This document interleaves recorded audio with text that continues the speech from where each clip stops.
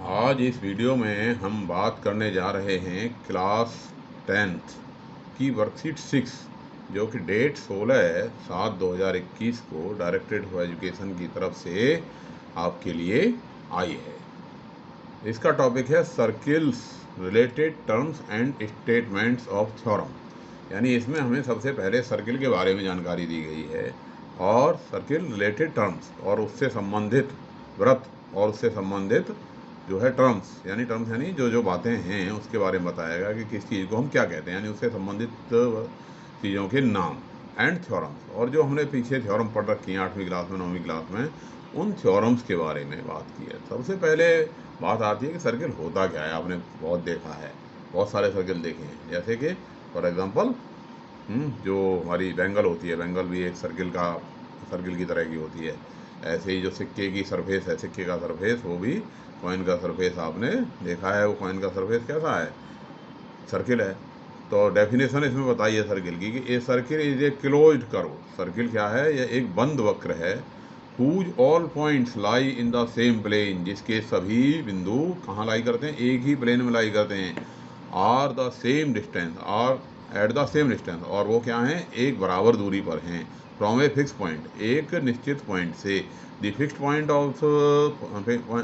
Point is called centre of the circle, और जो fix point है वो क्या कहलाता है? Centre of the circle. And the fixed distance is called radius of the circle, और वो जो बड़ा नियत दूरी है वो क्या कहलाती है? रेडियस, त्रिज्या उसकी। तो ये हो गई इसकी डेफिनेशन। तो क्या मतलब हो गया कि अगर सर्किल है क्या, सबसे पहले सर्किल है क्या कि आपने देखा ये सर्किल बनाया हमने। सर्किल हम कैसे बनाते हैं? एक जो है सेंटर ले लेते हैं और उसमें हम क्या लगा देते हैं, इस तरह से लगा करके और इसको घुमा देते हैं। तो ये वाला बिंदु तो क्या है? फिक्स है। तो इसको फिक्स वाले बिंदु को हम क्या कह देते हैं? सेंटर। क्या कह देते हैं इसको? सेंटर। ये क्या हो गया हमारा? सेंटर। अब ये जो दूसरा पॉइंट है भाई, ये तो फिक्स हो गया। अब ये दूसरा पॉइंट मूव कर रहा है। किस तरह से मूव कर रहा है? इससे कितनी दूरी पर मूव कर रहा है? एक निश्चित दूरी पर मूव कर रहा है, जो हमने इसमें प्रकार में भरी है। जैसे मान लिया मैंने 3 सेंटीमीटर भरा है, तो ये 3 सेंटीमीटर की दूरी पर ये पॉइंट हमारा मूव कर रहा है। तो इससे जहाँ जहाँ मूव करता गया उसने क्या बना दिया? ये जो चीज़ है ये कहलाएगी सर्कमफ्रेंस। ठीक है, ये क्या कहलाएगी? Circumference of the circle. तो क्लोज, जैसे ये घूम गया सारा, तो ये क्या हो गया? Circumference of the circle. अब क्या है कि ये जो सर्कमफ्रेंस का कोई पार्ट, अब जरा हम उनकी बात कर लेते हैं। जो टर्म्स हमने इसने कहा है कि भाई ये टर्म्स समझिए। तो आर्क, आर्क क्या है कि आर्क का मतलब है ये पूरी सर्कमफ्रेंस भी एक आर्क है। यानी ये जो रास्ता जिस पर ये जो घूमने वाला बिंदु चला, जो मूविंग जो पॉइंट है वो चला, वो कहलाता है आर्क। तो ये क्या हो गया हमारा? आर्क। हम इसका क्या नाम दे देंगे? आर्क। आपने देख लिया चित्र में, उसमें देख लिया होगा। ये हो गया हमारा सेंटर। अब है कॉर्ड। कॉर्ड क्या होती है भाई? ये तो मूव करके आ रहा है। मान लिया मैंने एक पॉइंट यहाँ ले लिया, इस पे इसको नाम दे दिया ए, और इसको नाम दे दिया यहाँ पे बी। अगर मैं ए से बी को मिला दूँ, ए से बी को अगर मैं डायरेक्टली मिला दूँ, सीधा मिला दूँ, तो हमें एक जो लाइन सेगमेंट प्राप्त हुआ, जो क्या प्राप्त हुआ हमको? लाइन सेगमेंट प्राप्त हुआ। ये जो लाइन सेगमेंट है इसका नाम होगा कॉर्ड। क्या होगा इसका नाम? कॉर्ड। ये क्या हो गई हमारी? कॉर्ड। ए भी क्या हो गई? कॉर्ड। और कॉर्ड को हिंदी में कह देते हैं हम क्या? जीवा। क्या कह देते हैं हिंदी में हम इसे? जीवा। जीवा क्या है कि दो सर्कमफ्रेंस पे जो दो पॉइंट हैं उनके बीच की शॉर्टेस्ट डिस्टेंस का जो रास्ता है, ये आर्क का रास्ता हो गया। ठीक है, और ये डायरेक्ट जो रास्ता सीधा बिल्कुल मिला दिया, तो वो क्या कहलाएगी? आर्क, वो कॉर्ड, जीवा। अब बात आती है सेक्टर। अब सेक्टर कैसे बनेगा भाई? सेक्टर में क्या होगा कि ये हमने कॉर्ड खींच ली, ठीक है, ये ए और बी दो पॉइंट है इस पर। अब अगर हमने ए से इसे मिला दिया, ये ऐसे मिला दिया, ए से बी को मिला दिया, और ये सेंटर से मिला दिया। सेंटर का नाम मान लिया मैंने सी रख दिया, ये सी है हमारा सेंटर। तो ये जो टोटल एरिया बना, टोटल यानी ये सारा का सारा, ये जो है, ये जो रीजन बना, टोटल रीजन, ये जो रीजन है इसका क्या नाम होगा? इसका नाम होगा सेक्टर। क्या नाम होगा इसका? सेक्टर। ये जो मैंने शेडेड रीजन बताया, ये शेडेड रीजन क्या है? ये है हमारे पास सेक्टर। ठीक है, तो सेक्टर हम कहें तो सेक्टर की बाउंड्री क्या होगी, इसकी बाउंड्री एक तो ये रेडियस और दूसरी ये रेडियस और ये आर्क है, ये इसकी क्या होगी बाउंड्री होगी, ये इसकी चार दीवारी होगी किसकी, सेक्टर की। तो यानी सेक्टर क्या है कि जो एरिया बाउंडेड बाई किसके द्वारा, जो एक तो जो and points of arc and जो रेडियस जो इस आर्क के एंड पॉइंट्स को मिला रही है, तो ये वाला रीजन क्या हो गया सेक्टर। और सेक्टर को हिंदी में कहते हैं त्रिज्य खंड। क्या कहते हैं इसको हिंदी में, त्रिज्य खंड। ठीक है, अब यहाँ पे अभी दो बातें हो जाती हैं भाई, ये जो छोटा वाला इसने दो ऐसे हमने मिला दिया, तो ये जो है ये छोटा सेक्टर है, लघु त्रिज्य खंड हो गया ये है, माइनर सेक्टर हिंदी में हम इसे कहते हैं, वो अंग्रेजी में माइनर सेक्टर और हिंदी में कह देते हैं इसे लघु त्रिज्य खंड। और ये जो बाकी का एरिया बचा ये बड़ा वाला, भाई इसने दो हिस्सों में बांट दिया ना सर्किल को, अगर हम दो रेडियस खींच दें तो ये जो एरिया बना इधर वाला, इसको हम मेजर सेक्टर कह देते हैं। क्या कह देते हैं इसको, मेजर सेक्टर। और हिंदी है इसकी दीर्घ वृत्त खंड। तो ये वृत्त खंड की बात आपके समझ में आ गई होगी कि किसे कहते हैं, त्रिज्य खंड, दीर्घ त्रिज्य खंड। तो सेक्टर या त्रिज्य खंड एक ही बात है, ये आपकी बात समझ में आ गई होगी। अब अगला टर्म कहता है कि भाई सेगमेंट।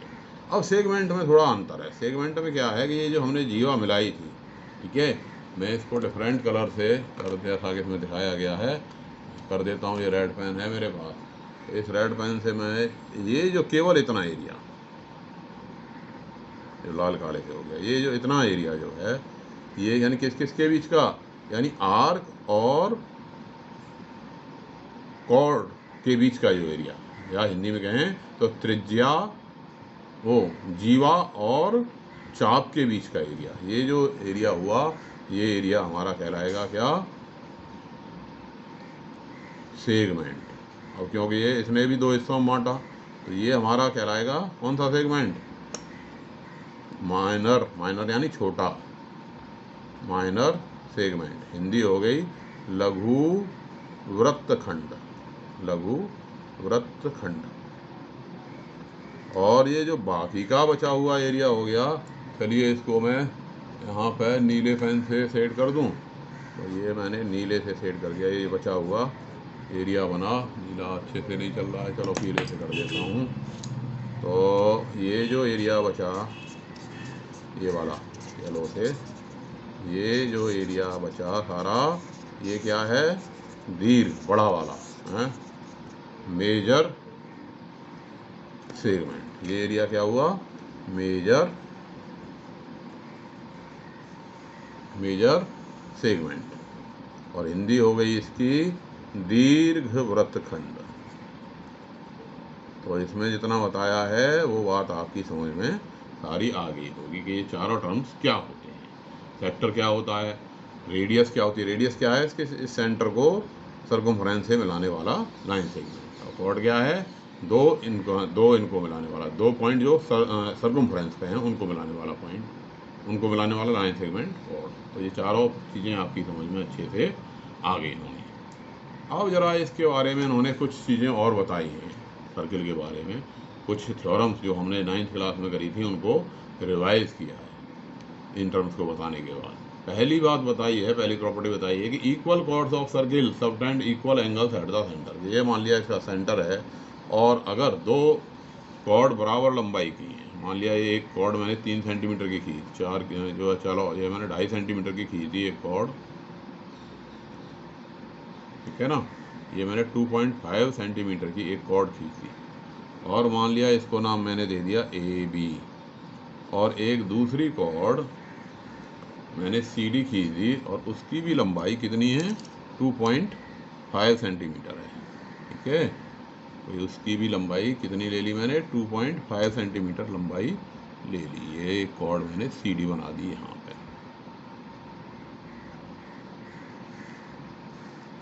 या इसका नाम XY दे दिया मैंने, ठीक है। ये मैंने दूसरी कॉर्ड क्या बना दी, XY, और दोनों की लंबाई कितनी है, 2.5 सेंटीमीटर है। तो ये जो कॉर्ड हैं, इक्वल कॉर्ड हैं, ये जो एंगल बनाएंगी कहाँ पे, इस सेंटर पे जो एंगल बनाएंगी, कहाँ बन गया, ये CAB सेंटर पे एंगल बन गया। ऐसे ही ये CXY कहाँ बन गया एंगल, सेंटर पे बन गया।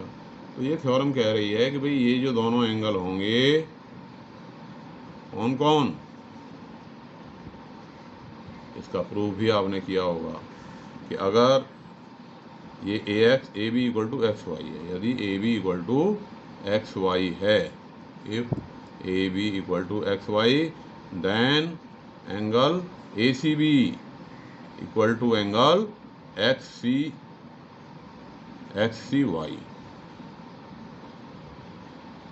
तो बराबर लंबाई की जीवाएं केंद्र पे बराबर कोण बनाती हैं। इसका तुमको प्रूफ भी याद होगा, क्योंकि ये दोनों ट्रायंगल क्या हो जाएंगे, कॉन्ग्रुएंट। क्यों, क्योंकि ये भी रेडियस और ये भी रेडियस, और ये भी रेडियस, ये भी रेडियस। इसके अलावा ये बराबर हमें दे रखा है, तो दोनों ट्रायंगल क्या हो गए, ये कॉन्ग्रुएंट हो गए। कॉन्ग्रुएंट हो गए तो ये वाला एंगल YCPCT एक दूसरे के बराबर हो गए। आपको प्रूफ भी ध्यान में होगा, 9th क्लास में आपने किया था। अगली प्रॉपर्टी बता रहा है the perpendicular from centre of a circle, the perpendicular from the centre of a circle, the perpendicular from the centre of a circle to the chord bisect the chord, और conversely the line drawn through the centre of circle to bisect the chord is perpendicular to the chord. क्या कह रहा है भाई, ये मान लिया हमारे पास सर्किल है, ये सर्किल है। अब इसको हम हिंदी में ऐसे कहते हैं कि भाई अगर इसकी ये सर्किल है और अगर मैंने इसकी मान लिया ये ले ली कोई 5 सेंटीमीटर की जीवा ले ली है, और ले ली इसकी 5 सेंटीमीटर की, और इसको कोई नाम दे दिया, ये भी नाम दे दिया। चलो, तो ये थ्योरम ये कहती है कि the perpendicular from the centre of the circle to the chord, कि इस सेंटर से अगर हम इस पर परपेंडिकुलर डाल दें, परपेंडिकुलर डालना आता है तो कैसे डालते हैं, ये ऐसे, और यहाँ से फिर 2 आर्क लगा देते हैं, एक आर्क ऐसे और एक आर्क ऐसे, तो ये परपेंडिकुलर डल जाता है।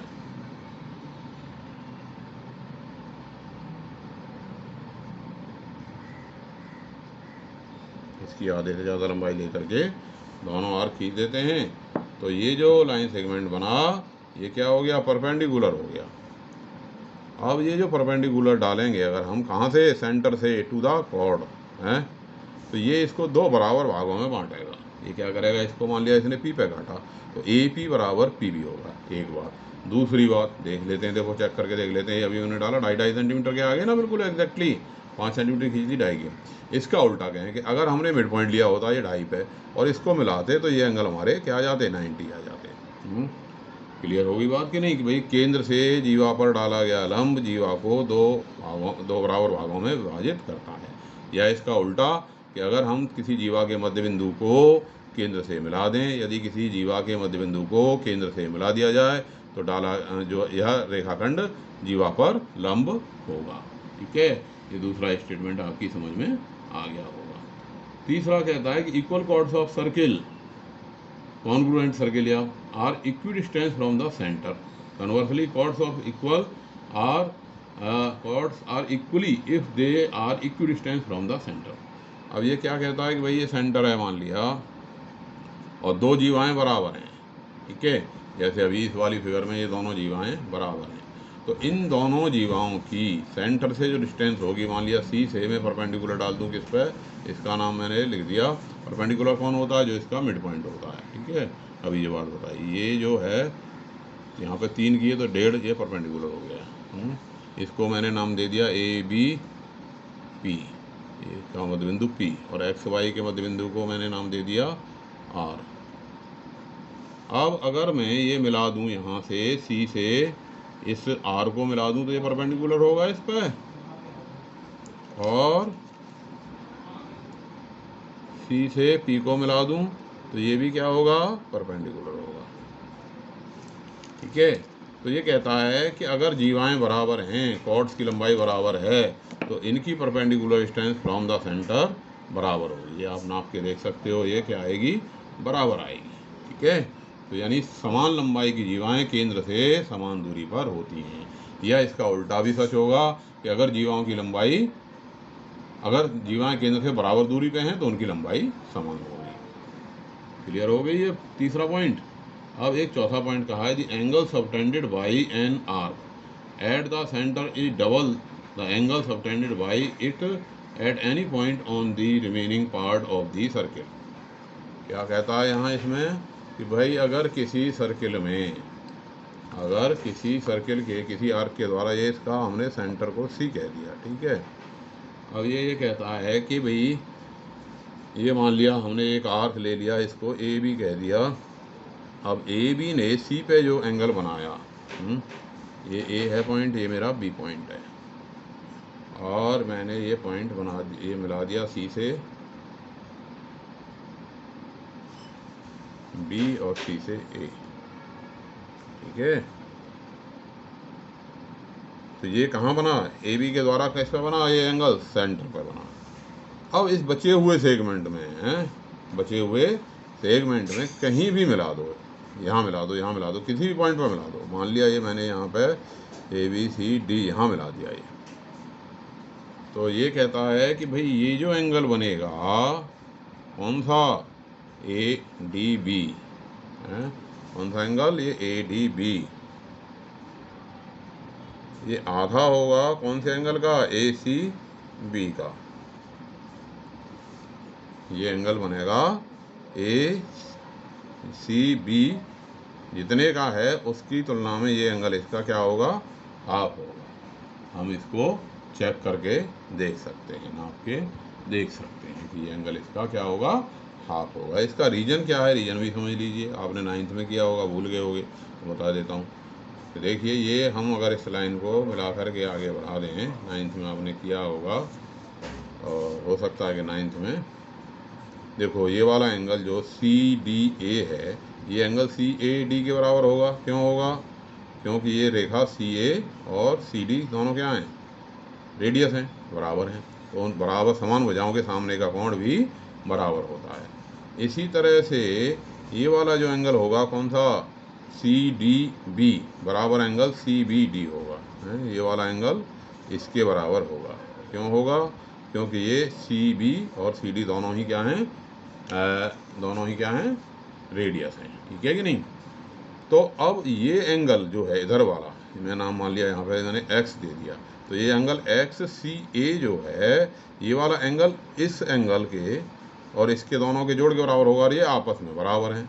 तो यानी ये जो एंगल ए सी एक्स है, ये एंगल ए डी सी का डबल हो गया। सिमिलरली ये एंगल बी सी एक्स जो है, ये एंगल सी डी बी का डबल हो गया। तो दोनों को जोड़ दें तो एंगल ए सी बी जो है ए डी बी का डबल हो जाएगा। तो इसको हम ऐसे कह देते हैं, किसी चाप द्वारा केंद्र पर बनाया गया कोण उसी चाप द्वारा परिधि पर बनाए गए कोण का दूना होता है। अगर मान लिया ये कोण हमारा 30 है तो ये कितना आ जाएगा 60, 35 है तो कितना आ जाएगा ये 70। तो ये बात सबके समझ में आ गई होगी। अब इसी में एक बात और जुड़ जाती है कि भाई ये जो कोण है आधा है चाहे डी। अब मान लिया मैं यहाँ पे ई मिला दूँ, ई मिला दूँ और ई को मैंने ऐसे मिला दिया, बी से मिला दिया यहाँ से, तो इनको कहते हैं एंगल ऑफ सेम आर्क। इनको क्या कहते हैं, एंगल ऑफ सेम आर्क। और हिंदी में कहते हैं एक ही वृत्तखंड के कोण। हिंदी में क्या कहते हैं इनको, एक ही वृत्तखंड के कोण। तो ये एंगल भी इसका क्या होगा, आधा होगा कि नहीं, ये एंगल भी इसका आधा होगा। भाई ये जो एंगल ए डी सी है, A D B, angle A D B ये आधा होगा किसका, एंगल ए सी बी का, half of angle A C B. और ये एंगल ए ई बी ये भी आधा होगा किसका, एंगल ए सी बी का। तो आधा का आधा बराबर हो गया, इसलिए एंगल जो A D B equal to angle A E B. हम इन्हें क्या कह देते हैं, एंगल ऑफ सेम आर्क। एक ही वृत्तखंड के कोण बराबर होते हैं। तो ये क्लियर आ गई। अगर ये वैल्यू हम कहें कि इसकी वैल्यू ए डिग्री है तो इसकी वैल्यू भी क्या होगी, ए डिग्री ही आएगी। और अगर इसका हम वैल्यू बी कहें तो ये जो बी है ये क्या होगा, बी बराबर 2a होगा, इसका डबल होगा। बी बराबर क्या होगा, 2a होगा, बी ए का दोगुना होगा। क्लियर हो गई बात नहीं। अब इसमें एक बात और बताइए कि sum of interior angles, sum of the either sum of the either of the pair of opposite angles of a cyclic quadrilateral is 180 degree. और इसका उल्टा भी सच है। क्या कह रहा है कि अगर कोई साइक्लिक क्वाड्रिलेटरल है, साइक्लिक क्वाड्रिलेटरल क्या होता है? साइक्लिक क्वाड्रिलेटरल को हिंदी में हम कह देते हैं चक्रीय चतुर्भुज। साइक्लिक क्वाड्रिलेटरल को हिंदी में क्या कहते हैं? चक्रीय चतुर्भुज। चक्रीय चतुर्भुज क्या होता है कि जिसके चारों कोण, भाई ये इसका हमारा सेंटर था सी, चलो तो इसमें सेंटर से कोई लेना देना नहीं। मान लिया ये मेरे पास जो है एल, यहाँ है सर्कमफ्रेंस पे, एम भी सर्कमफ्रेंस पे है, एल एम एन आर। कैसे ही जो चारों पॉइंट हमारे अगर कहाँ हैं? सर्कमफ्रेंस पे हैं, और उन चारों पॉइंट को हम आपस में मिलाकर के क्या बना दें? क्वाड्रिलेटरल बना दें। एक ऐसा चतुर्भुज जिसके चारों शीर्ष किसी वृत्त की परिधि पर स्थित हैं, तब हम ऐसे चतुर्भुज को क्या कहते हैं? चक्रीय चतुर्भुज। क्या कहते हैं ऐसे चतुर्भुज को? चक्रीय चतुर्भुज। ठीक है, तो ये एल एम एन आर क्या बन गया? ये चक्रीय चतुर्भुज बन गया।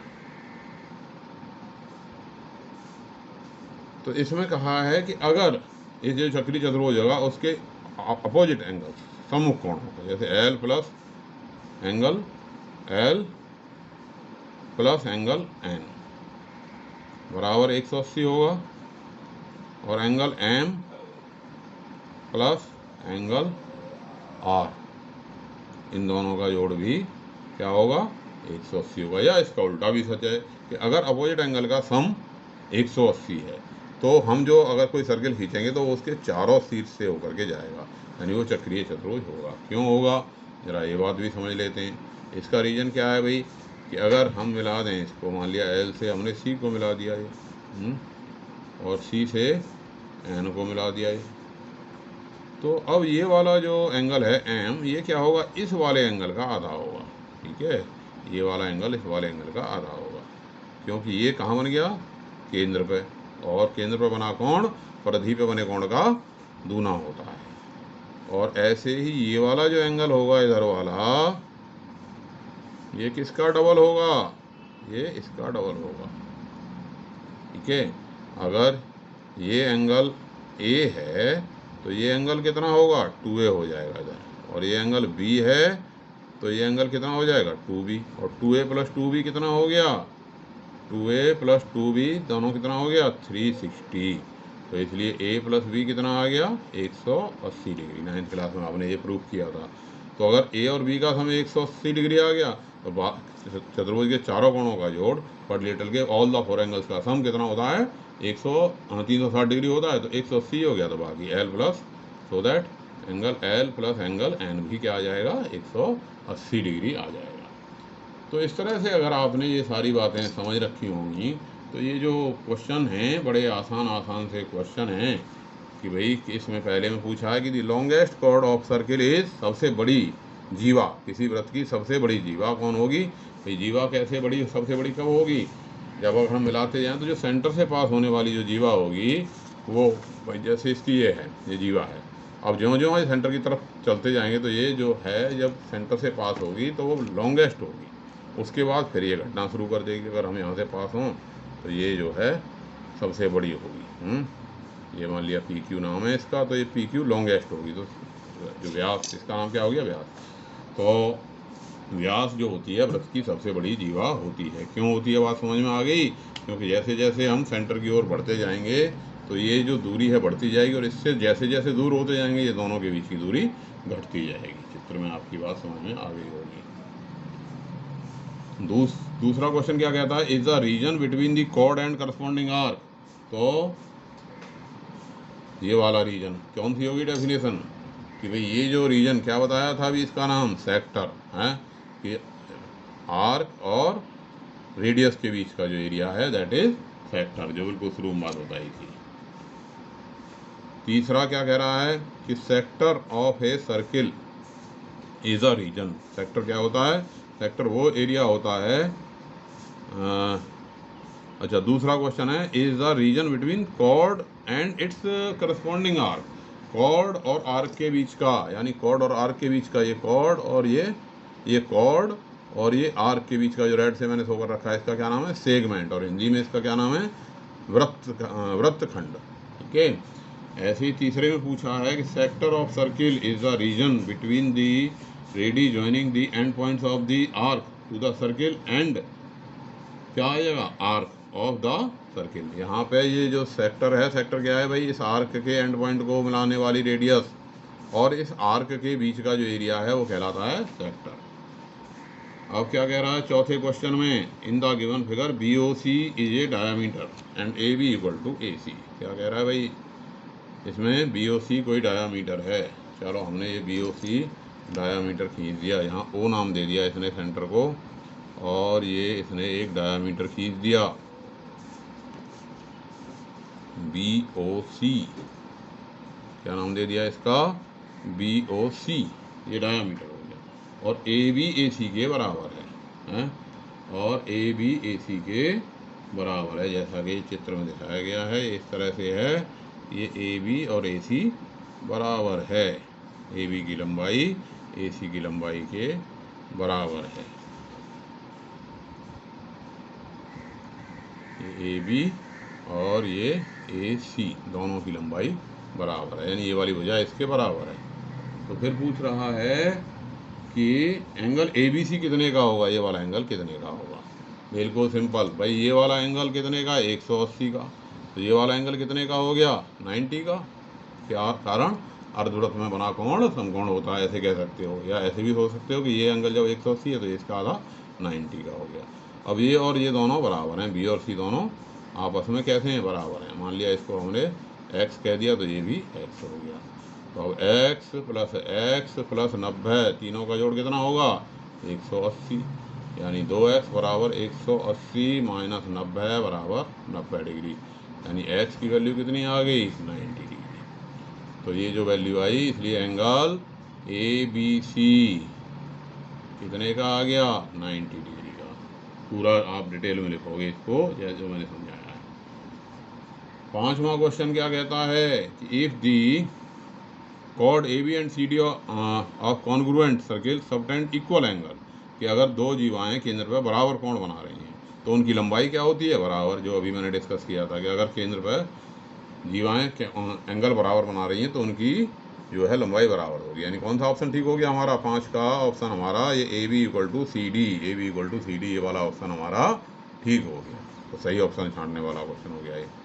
छठे में क्या कह रहा है कि A B and C D are two equal chords of circle with centre O such that angle A O B 80 है। ए ओ बी ये वाला एंगल 80 डिग्री है। और किस तरह से हैं कि ए बी और C D two equal chord हैं, दोनों बराबर लंबाई की जीवाएं। तो सी ओ डी कितने का होगा, बराबर जीवाएं भी केंद्र पर क्या बनाती हैं, बराबर कोण आंतरित करती हैं। अभी बताया था कि बराबर जीवाएं सिद्ध करके भी बताया था कि भाई ये क्यों बराबर होते हैं कि ए बी अगर सी डी है तो एंगल ए ओ बी बराबर एंगल सी ओ डी। तो अब इसमें ए ओ बी जब 80 का है तो सी ओ डी भी क्या होगा, 80 का होगा। तो इस तरह से ये क्वेश्चन आपके समझ में आगे होंगे, इन क्वेश्चन को भी कर लोगे और ये कॉन्सेप्ट भी इसका सर्किल का आप समझ लोगे। फिर मिलते हैं नेक्स्ट वर्कशीट के साथ। धन्यवाद।